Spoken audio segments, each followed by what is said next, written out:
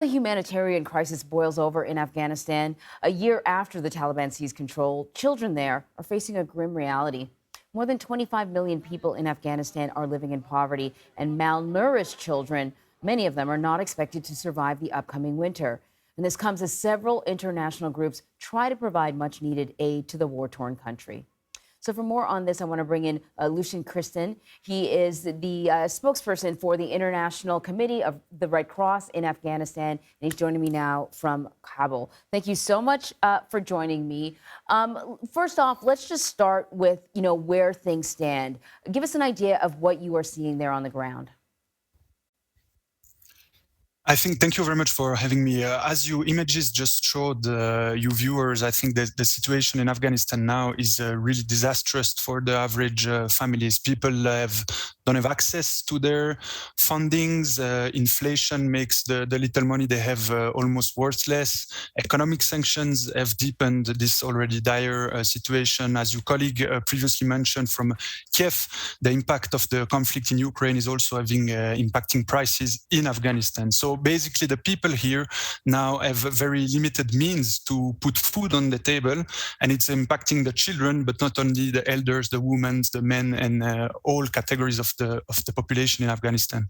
So you bring up multiple really interesting points. So I want to ask you, when you look at the humanitarian crisis that is growing there, is it the Taliban that just is not capable of managing? I mean, even sort of well-funded governments find it very difficult to manage a crisis like this.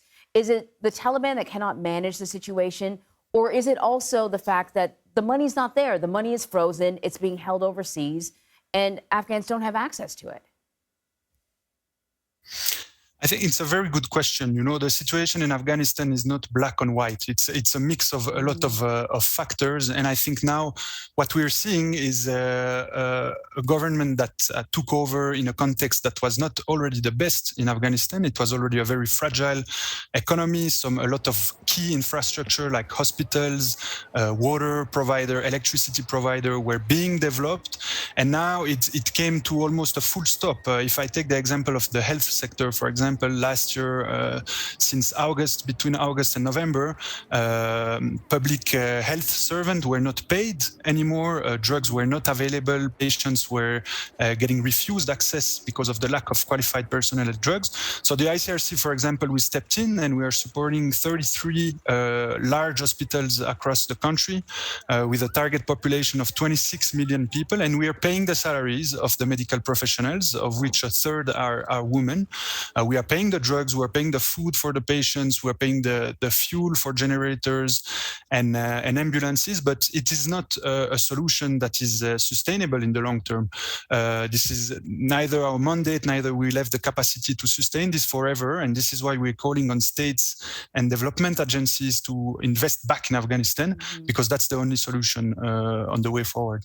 Yeah, many people know that, countries halted aid to Afghanistan after the U.S. and allies pulled out. But many aid agencies like ICRC stayed and continue to work in the area. And I know you did a lot of coverage after that earthquake there as well. You sort of outlined what ICRC is doing now. What is still needed? It's really it's not a caricature, but the needs are huge and on any level. I think the earthquake that you just mentioned about a month and a half ago that shook the southeast of the country exacerbated the needs of the Afghan population. There is no key infrastructures. There is very limited access to healthcare. There is no food.